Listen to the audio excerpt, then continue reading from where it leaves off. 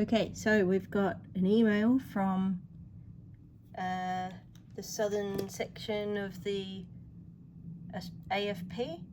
Okay, so I'll go to their I'll go to the report and then I'll go to their response. I'm not very good at reporting, but so there's the report there, or part of it. This is one piece of it. I did two parts today. And this is, they don't usually respond. This one they did. So, which Commonwealth crime? I wrote anti-Semitism and war crimes, crime against humanity, because that's the closest thing they've got there. For the third time, Laurie, who heads the Supreme Court Library, and Bell, who also is part of that, have expressly prevented a Commonwealth national from entering the court for purposes of serving the law and attending to court matters. They are thereby perverting the course of justice. They have participated in genocide by putting one member of the Commonwealth of Australia on the street to stay outside in the weather, which yesterday was hot sun and today was rain.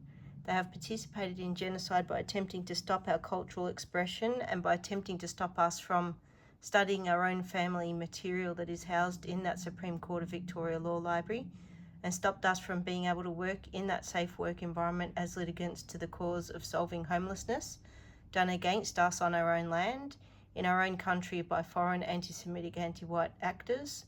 They have stopped the Commonwealth National from being able to talk, pay or participate in court activity with the registry by way of not allowing one to see Rob Shade, who is one of the two registrars that treat my people with some amount of dignity, instead of putting us down and putting us on the street.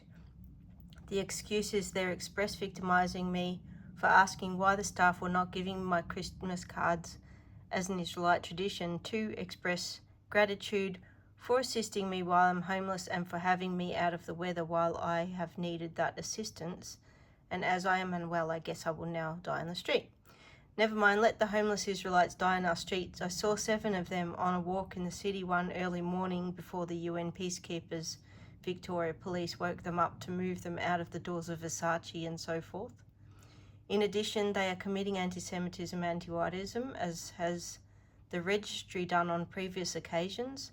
The staff in the registry have victimised people for asking for culturally appropriate service in the registry, which is a right inside that UN treaties, Hague and Geneva Conventions, the Equal Opportunity Act 2010, and the commission of these offences are against the Criminal Code Act 1995, Commonwealth Section 26822, 26820, 26899 and 26100, and a lot more sections in Section 268 of that Act.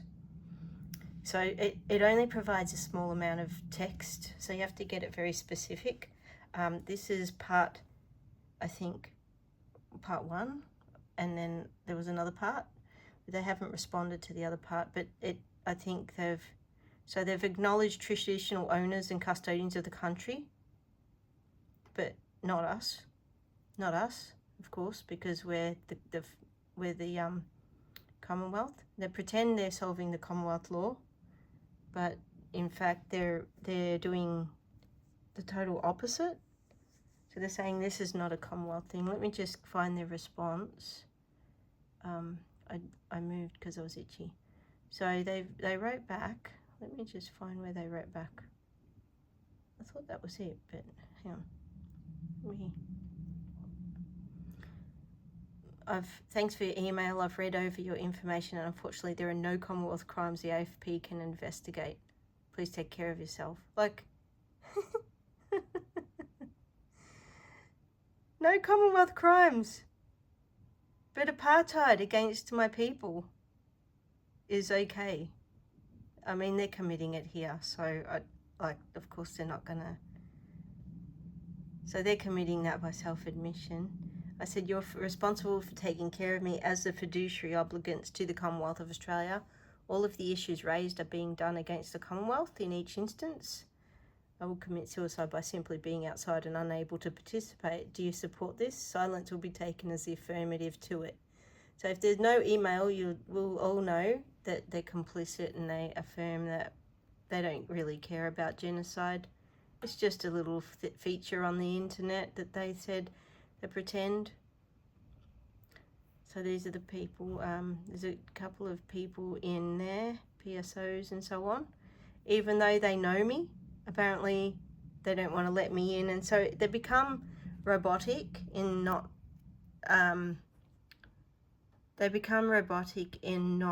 assisting, even though if you're disabled or you know, especially if you're white looking people, they don't want to assist that. So but however, if I was, you know, any other kind, they would have been happy to serve it. So yeah, so I don't know. Do we just do, what do I don't know what to do. I don't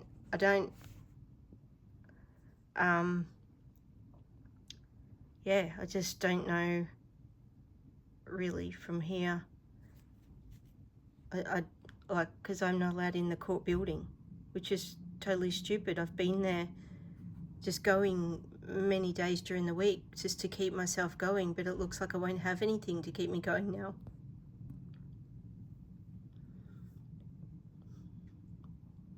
So when the debanking happens, all of the donations that are going out to anyone, I apologise, but they won't be going out any longer. There won't be any AUD passing to me or through me, because there won't be an account. So and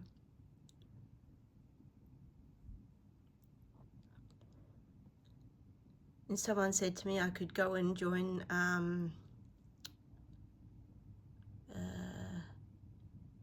I've forgotten, there was a Up bank or something online. I think the third time I've been debanked, and 2 of those were because I had no money. I think it's just better I just bow out, and I don't know what's going to happen after that. I guess, you know, they let people just sleep on the street, but if you say you're going to commit suicide, they step in, which is like, why would you want to live on the street? Like, why would you want to sleep there like that? Isn't it better not to be here?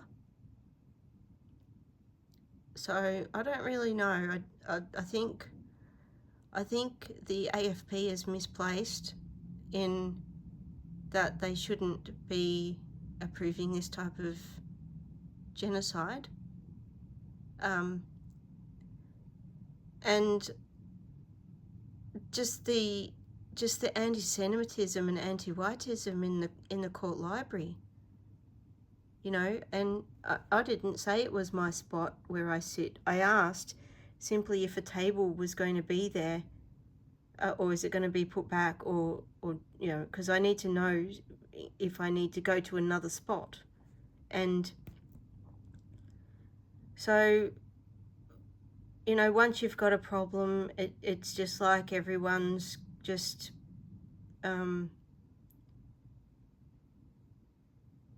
complicit in making it worse. Yeah,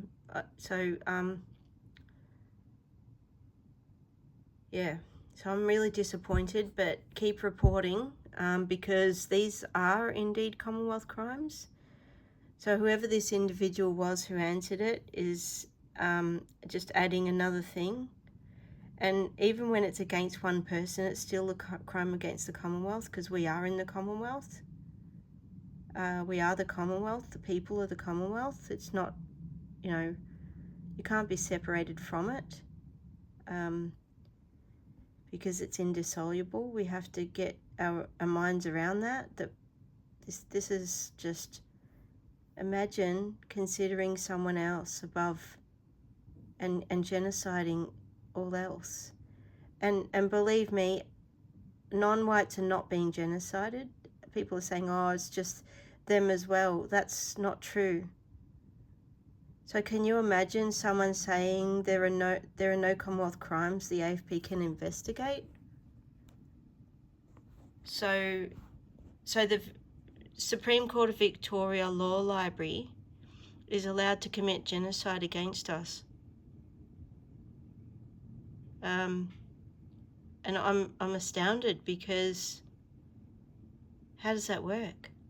I said, what law did I break? What's going on? They said, we just have instructions not to let you come in. I can't. What? Why? What? I don't understand. The things I've been reading, my notes are in the books at the front of the library.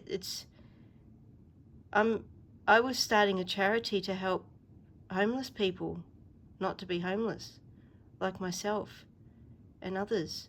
But it looks like they want people to be homeless and to just be out in the weather. So I'm really, I don't know.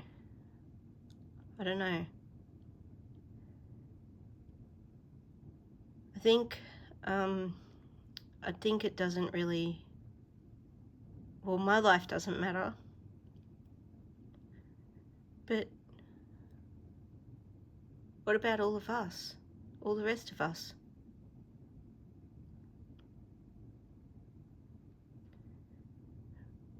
Western kind, when will you get up and lift up those hands that hang down? When? If not now, when?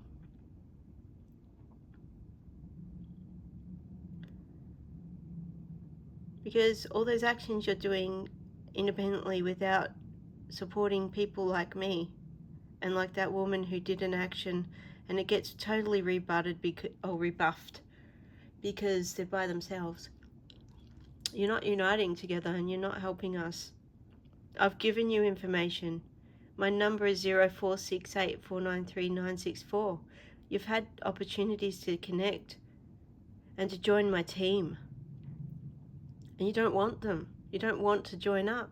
You don't want to earn the money to get the fuck out of here.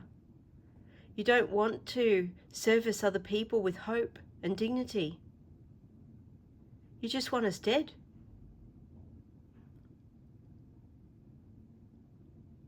Or living unproductive lives, sleeping in Versace's doorway. And I'm not promoting Versace. I'm not putting him down. I'm just saying, you know, when someone's sleeping in the doorway and the police come and wake them up and move them away, that's not solving anything, is it? It's not building that individual. It's not building our people. And it's not really doing anything for Versace either. Versace doesn't deserve our money. They're not doing anything to assist us. The clothes are unimportant. You see, people, I've got decent clothes. I don't have a lot of them. Okay, but I've got enough that I can wear a dress each day, you know. But I often wear the same outfit for a few days. I've got no shame in that. And when I was sleeping in my sedan, I had a select few items that I kept changing to that one, to that one, to that one. Okay? And I washed them in the laundromat. And, you know, I mean, when the money runs out, you know, I was going to buy a van, and a supposedly friend said, well, that just means you're giving up. Well, I can't get a rental because of that perjury that was committed and defamation. And if I can't go into the court library to do my work because of anti-Semitism and anti-whiteism, then what hope do our people have? Like, what's going to happen? What do we do? You know, I wasn't doing anything harmful to anybody. In fact, I was the opposite. I was standing up and saying, look, that's genocide. You can't genocide. It's anti-Semitic and anti-white. You can't genocide a people. You can't genocide my culture. You wouldn't do it to any other people. You wouldn't do it to the migrants, or what we call invaders. It's not migrants, because they're not migrants. They're invaders. Although they pretend they're just coming peacefully, but they're taking our homes and putting us on the street. And I've been on the street. I've been put on the street many times. There's no loyalty when they're different people. They give their own people the homes. I had friends in an area called St. Albans looking for a home for a long, long time. And the people, the Asians, were giving the rentals to Asians. They were. So they couldn't get one. So they had to move further and further out. That's what happens to our people. And the ones who are left behind in the city get homeless. And nobody cares. Nobody bats an eyelid. People snicker when you mention that. People are snide. And they laugh and smirk. But these are not ramblings of a mad woman. You should have seen I was in the tram. And I spoke this stuff.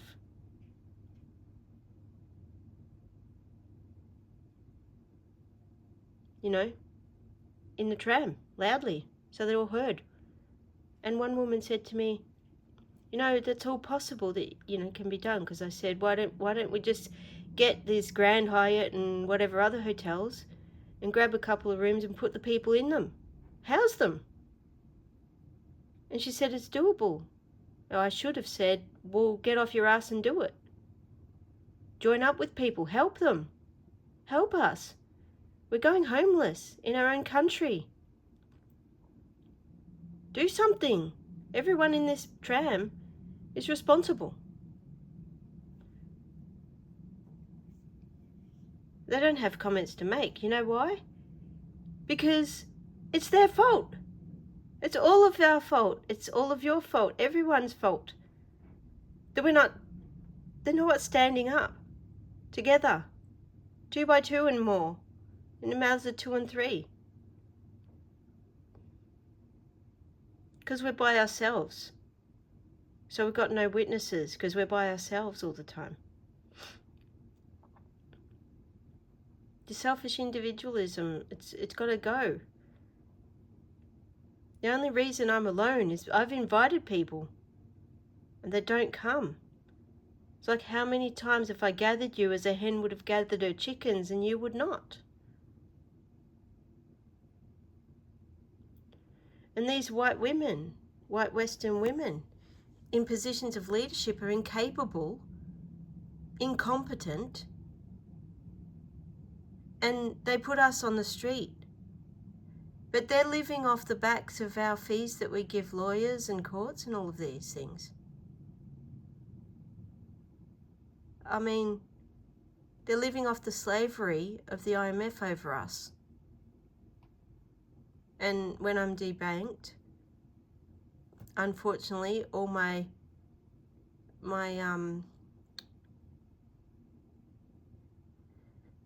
what do you call them? Offerings are all going to stop. Everything's going to stop until I sort out how to do everything. I'm going to have to start sending mail orders or something. You know, post orders of whatever amount. I don't know. But what I do know is that I won't be participating in usury. And, you know, if I die that way, well, maybe that's a good thing. I'll lose my name for his sake. So this finding, usually the A.F.P don't answer. This time they have. I don't know. They don't always. They've only answered ever twice, and I've done a lot of reports. I think I've done 13 or more. I don't know. I can show you what I'm up to in my email. Let's have a look. I've got quite a few of them, to be honest. Oh, my computer's a bit slow today. Like, there's 3 there. That's 3 answers. No, 3 emails. So an answer and 2 responses. 14 reports. So I've got 2 answers and 1 I replied. 2 answers and 14 reports. So, yeah, we're going on a 10% base here, you know. 10% of the time they respond. Disappointing, huh? They don't do anything about these crimes. So VCAT adjusted the order, and I'm going to go over here. I just want to show you a video. This deep dive here. It's on Identity Library. I'm just going to play that. See if it. Hey there, deep diver. Buckle up, because today we're taking a trip through time and across continents. We're going to explore a theory that has fascinated, well, just about everyone for centuries. The lost tribes of Israel. It's a topic that has sparked so many debates and theories over the centuries, really. You know, you've given us a ton of articles about this, and we're ready to dig in, unearth those nuggets. We'll stick to the information you gave us, tracing the migrations and all those historical claims. So for anyone who needs a refresher, we're talking about the 10 tribes of the ancient kingdom of Israel that basically vanished after the Assyrian conquest back in 721 BC. Right. And there are a lot of different ideas about what happened to them, but we're going to focus on the historical and linguistic evidence, the stuff from your sources. Awesome. Let's jump right in first on the Assyrian conquest. I'm always fascinated by how historical records can just, like, transport us back to those pivotal moments in time. It is remarkable how much detail we can get from ancient texts. For instance, the Book of Kings and Chronicles, both in the Bible, they give pretty vivid accounts of the Assyrian campaigns. And get this. Yeah. These accounts, they're backed up by Assyrian inscriptions, which is amazing. We're not just relying on one side of the story here. Exactly, yeah. These inscriptions, they boast of the Assyrian king's victories, detailing the conquest of specific cities, even the number of people they deported. It really paints a picture of the upheaval those Israelites faced. For sure. The sources indicate that the Assyrians, they relocated the Israelites systematically to an area around the southern end of the Caspian Sea. So essentially, we're looking at forced migration, a deliberate attempt to, like, break up the tribes and scatter them. That's what the historical record suggests. Okay, so what happened to these displaced Israelites then? How did they adapt to this new environment and create a new identity for themselves? Yeah, that's where things get interesting. The sources point to a gradual change. These Israelites, they transformed into a group known as the Scythians. The Scythians. Okay, I've heard of them, but I never connected them to the lost tribes before. It's a connection that comes from language. The Hebrew word for a brush shelter, it's sukkah. It gradually morphed into Scythian, over generations, of course. So a word for shelter became the name for an entire people. That's pretty wild. It shows how language reflects changes in culture and adaptations. It makes you wonder how many other words we use today have, like, these hidden stories behind them. Right. Now, Herodotus, he was a Greek historian, he described the Scythians as arriving in the region during the 7th century BC, which, you know, lines up perfectly with the Assyrian deportation. Wow, the timing matches up. But what else do we know about these Scythians? Well, Herodotus and some other ancient writers, they described them as skilled horsemen and fierce warriors. Which, you know, kind of echoes the biblical description of Israel as God's battle axe. Precisely. It points to some cultural continuity, even as these people adapted to this new environment and took on a new identity. So they were warriors, but were they just conquerors and plunderers? Or did they have a more, like, lasting impact on the regions they inhabited? That's a great question. And the sources, they paint a more complex picture. While they were fierce in battle, the Scythians were also skilled farmers and herdsmen. They established settlements, and they even integrated conquered people into their own ranks. So it wasn't just about conquest, it was about building a society, a way of life. Yeah, exactly. And their influence, it went beyond those initial settlements. According to historians like Diodorus Siculus and Strabo, their empire stretched from the Caspian Sea all the way to the Black Sea and even into Armenia. That's an incredible reach. It seems like they were more than just warriors. Their legacy is more complex than that. Definitely. And there's this interesting detail from the sources. It mentions a group of Scythians who raided Babylon and brought back people from Judah and Benjamin. Wait, so even some of the southern tribes that stayed in Judah ended up joining this, like, northern migration? That's what the sources seem to suggest. It seems like the divisions between the tribes might have blurred as they, you know, embarked on this huge journey together. Okay, so we've seen how these Israelites transformed into the Scythians, right? Yeah. Creating this vast empire. Right. But their journey doesn't end there. The sources say they eventually moved west into Europe. Yeah. And that's where things get really interesting. How do we trace their movements across these vast distances and connect them to, you know, the names we know from European history? This is where Sharon Turner's work is super important. He was a 19th century historian. In his book, History of the Anglo-Saxons, he meticulously traces the Anglo-Saxons back to You guessed it, the Scythians. So he's like providing a map that connects these groups across centuries and continents. Exactly. And his work is backed up by other historical observations. Pliny the Elder, the Roman writer, he noted that ancient authors, they actually referred to the Scythians as Arameans. See, even Yeah. the Romans were making these connections. And you know what? This links back to how the Bible describes the Israelites' origins. In Deuteronomy, every Israelite was commanded to confess, "A Syrian ready to perish was my father." So these ancient writers were basically saying the Scythians were descendants of the Israelites, even if they weren't using the exact same term. Exactly. And then we see more changes in language, names like Massachali and Segete evolving into Goths. Okay, so now we're starting to see familiar names from European history. It's like we're putting a puzzle together right in front of our eyes. It's a fascinating process. It forces us to look beyond, the traditional stories and think about these deeper connections. So how did these groups, the Goths, Saxons, and Angles, actually get into Europe? Was it a gradual migration or like a sudden invasion? The sources suggest it was gradual, different groups moving west over time, for all sorts of reasons. And I'm guessing it wasn't always peaceful, right? Right. There were clashes and conflicts along the way. The Visigoths, for example, they sacked Rome in 410 AD, very famously, and then they eventually settled in southern France and Spain. The fall of Rome. That wasn't just a battle, it was a huge turning point in history. And these sources suggest that at the heart of it all were the descendants of those lost tribes, reshaping the map of Europe. It's incredible to think about how much they impacted the course of history. But their journey didn't end there, did it? What about the other groups? No, it didn't. The Ostrogoths, another branch of the Goths, they set up a kingdom in Italy in 493 AD. And some people believe that their descendants are the fairer-skinned Italians you see in northern Italy today. So when we think of the Goths, the Saxons, the Angles, we're basically talking about descendants of the lost tribes, the people who reshaped Europe. That's what these sources are telling us. Wow, this is a deep dive full of twists and turns. Okay, let's shift gears now and talk about the Aryans. Where do they fit into this whole story? That's where things get even more complicated, and you could say controversial. Oh, I love a good historical controversy. Hit me with it. What do the sources say about the Aryans and their connection to all of this? Well, the term Aryan, it comes from the Sanskrit word Arya, which originally just meant noble or cultivator. So not a racial term at first. Yeah. More like a social or cultural label. Exactly. But as we'll see, the meaning of that term, it changed over time, and Aryan became more connected to race, at least according to some of your sources. Okay, I'm hooked. Tell me more about the Aryan identity and how it fits into the story of the lost tribes. It's a tangled web, really. Linguistic connections, cultural influences, and as you mentioned, some pretty controversial theories. But we'll stick to what your sources say, exploring how they connect the Aryans to this larger historical narrative.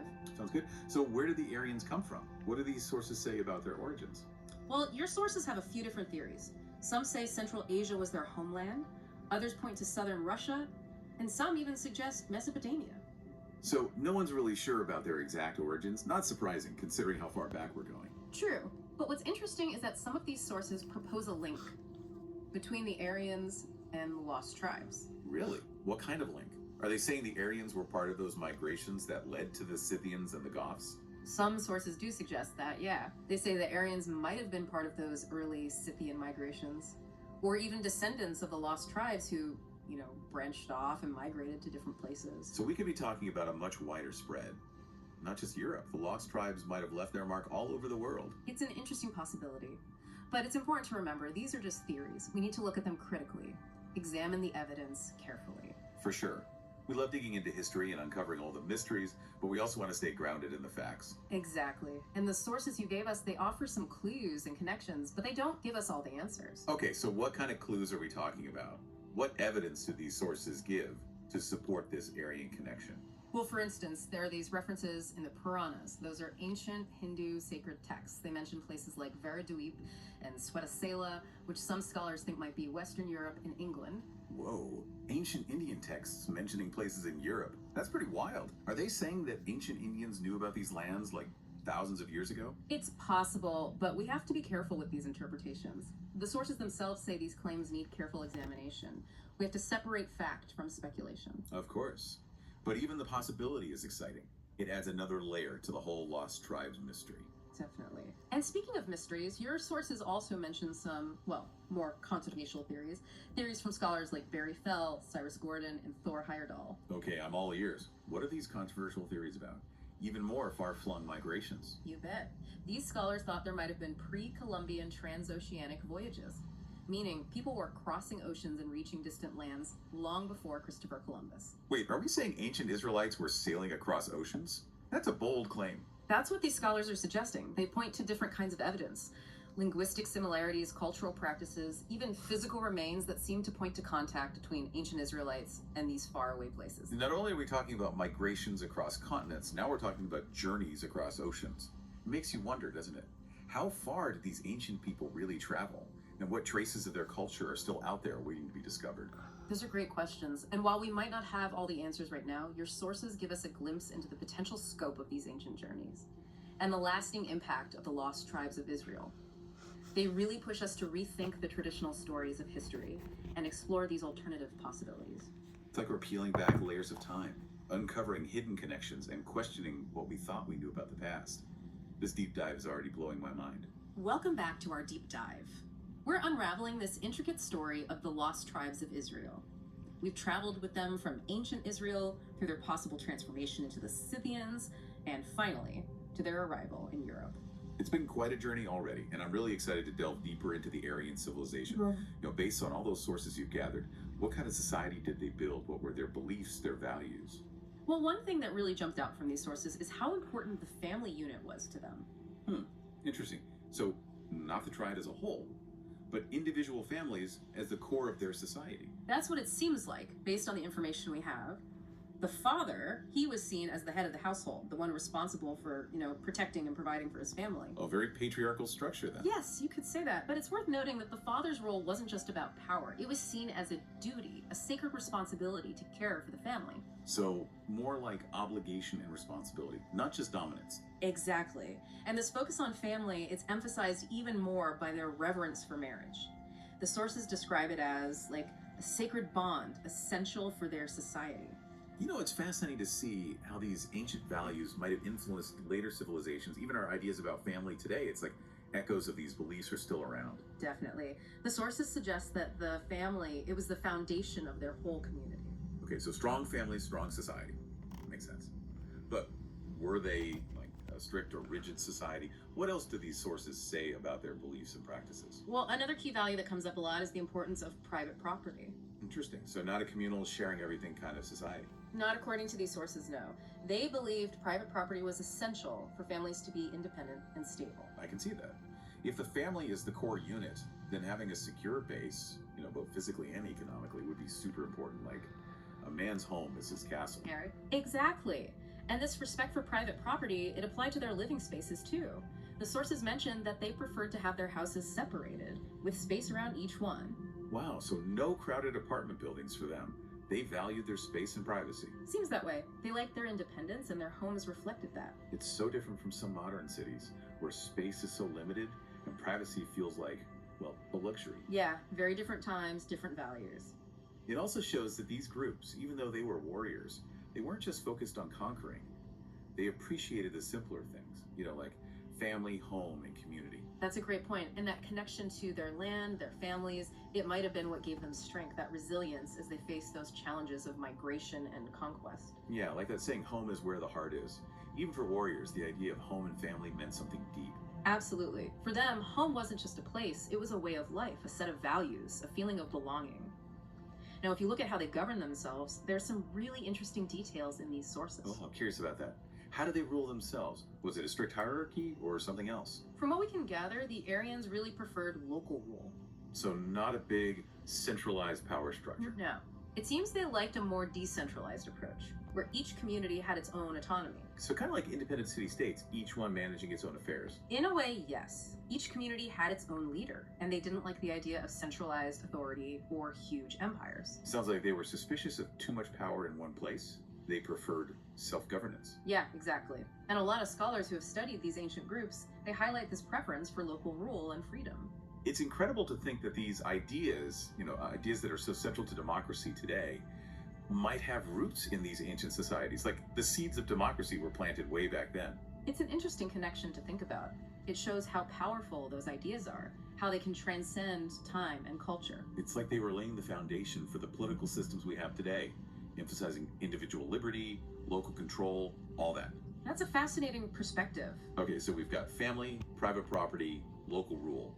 What about their worldview, their beliefs? Were they spiritual people? That's another intriguing part of their culture that comes through in these sources. It seems they were very spiritual. Did they have a specific religion, like a set of gods they worshipped? The sources suggest they believed in a higher power, maybe even many gods, and their lives were guided by a strong sense of morality and ethics. So religion was a big part of their lives, how they understood the world and their place in it. Definitely. And their spiritual beliefs, they were intertwined with their customs and how they saw the natural world. It makes you wonder how those beliefs shaped their actions, how they treated other groups. Right. And the sources suggest that they had a strong sense of justice and fairness, and that influenced how they acted. So not just motivated by greed or self-interest. Not necessarily. It seems they believed in a moral order, a set of principles that guided their actions and relationships. That's a refreshing perspective, especially considering they were often at war, conquering new lands. It suggests a deeper level of thinking, a more complex worldview. Exactly. They weren't just warriors driven by conquest, they had a code of ethics, a belief in something bigger than themselves. It reminds us that even in times of conflict, people can still have a desire for justice, a belief in a higher purpose. It challenges us to look beyond the stereotypes and see the nuances. That's a key takeaway from these sources for sure. Don't oversimplify, grapple with the nuances of history. Okay, so we've got their social structure, their values, their emphasis on family, private property, local rule, a moral code. But their story, like all the groups we've talked about, is one of movement, of expansion. What can you tell us about their movements across the globe based on these sources? You're right, they were a people on the move, just like the Israelites before them. And their migrations, they covered vast distances, influencing cultures and languages everywhere they went. It's like trying to follow the branches of a giant tree, with roots spreading out in all directions. A perfect analogy. And one of the biggest branches of that Aryan tree led them to India. Ah, that's a migration with huge historical implications. What do our sources say about the Aryans arriving in India? From what we can gather, it looks like they arrived in India around 2000 BC. They had a big influence on the development of the Indus civilization. So not just invaders who came in and destroyed everything. No, these sources suggest a more complex interaction. They interacted with and influenced the existing cultures, creating a blend of influences. A much more nuanced picture than those old invasion theories that used to be popular. Exactly. Those older theories lacked the nuance and complexity we see in these sources. The picture here is one of interaction and integration, not just conquest. It just goes to show how important it is to look at things from different angles, to question what we think we know about history. There's always more to the story. Absolutely. Now, going beyond India, these sources also mention some evidence that hints at the Aryans spreading their influence even further, potentially reaching a global scale. Okay, now things are getting really interesting. Tell me more. Where else did these sources say they went? Well, remember those references to Varadup and Swetasela and the Puranas, those ancient Hindu texts? Some scholars think those places might actually be Western Europe and England. Hold on, are we saying ancient Indians knew about those places like thousands of years ago? Didn't we touch on that earlier? We did. It's a theme that keeps popping up, the idea that there were ancient connections across huge distances, connections that we might not even be aware of. It challenges our assumptions about what ancient people knew and where they could travel. It's mind-blowing to think about it. Like we're redrawing the map of the ancient world as we go. And it's not just about land either. Remember those controversial theories about pre-Columbian transoceanic voyages? Well, those tie into the Aryan narrative too. Okay, I'm with you. So we're not just talking about migrations across land, but also across oceans. Exactly. Scholars like Barry Fell, Cyrus Gordon, and Thor Heyerdahl, they argued that there might have been contact between people across vast oceans long before Columbus. So these sources are suggesting that the Aryans might have been part of these voyages, maybe even reaching the Americas and the Pacific. That's a huge claim. It is a bold claim. And while these theories have their critics, the sources present them as intriguing possibilities, encouraging us to keep an open mind about the past. It's like those old maps with here be dragons written in uncharted territories. We're always learning new things about the past, pushing the boundaries of what we thought was possible. Exactly. And the story of the Aryans, like the story of the Lost Tribes, it shows the human spirit of exploration, adaptation, and the constant search for connection and meaning. It reminds us that history isn't a fixed, finished thing. It's a living narrative. Oh yeah. We have a problem. That changes as we discover new evidence, new ways of seeing things. And as we keep digging into those mysteries of the Oh no. past, we're bound to find more surprises, more this. things that challenge what we thought we knew. Well, that's certainly been true of our Okay. To be continued. deep dive so far. We've No, gone from the it's going ancient Near still. East to the heart of Europe, and even hinted It's at the voyages in-house across screen. oceans, all following the trail Oh, The lost tribes of Israel and their possible connection to the Aryans. It's been fascinating, and it makes you think. We've challenged those traditional narratives and explored some really come on, one interesting more minute. alternative theories. And while we may not have all the answers, we've found some pretty compelling evidence that suggests a much bigger, more complex story than we might have imagined at first. Definitely. So as we wrap up this part of our exploration, I'm left thinking about the legacy of these ancient people, their impact on the world we live in today. That's a great point. We've talked a lot about their migrations and cultural influence. But what about their values? Do you think those values still resonate in our modern world? Are we still seeing echoes of those ancient beliefs in our own societies? Okay, so we followed the lost tribes on this incredible journey from ancient Israel all the way to the steppes of Eurasia, and even considered their possible presence in the Americas and the Pacific. It's been a wild ride through history and languages. But now we need to talk about something pretty complex and sensitive.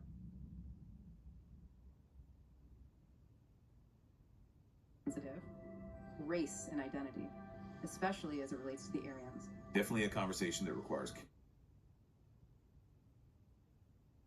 careful thought. And as always, we're sticking to the information in those sources you provided. No personal opinions here. That's right. We're just unpacking what you've given us. So let's start with the term Aryan itself. Remember, we talked about how it originally meant noble or cultivator in Sanskrit. Exactly. It wasn't about race at first, more like a social or cultural label. But it seems like over time, that meaning changed. Aryan became associated with race. Okay, so that's the interesting video that I wanted to share. I was listening with that in the morning, so anyway, so that's it. I don't have anything to say, so be blessed, and let's see what comes now. We're going to have upsets, we're going to have, good and bad and ugly and beautiful and everything. So let's get ready.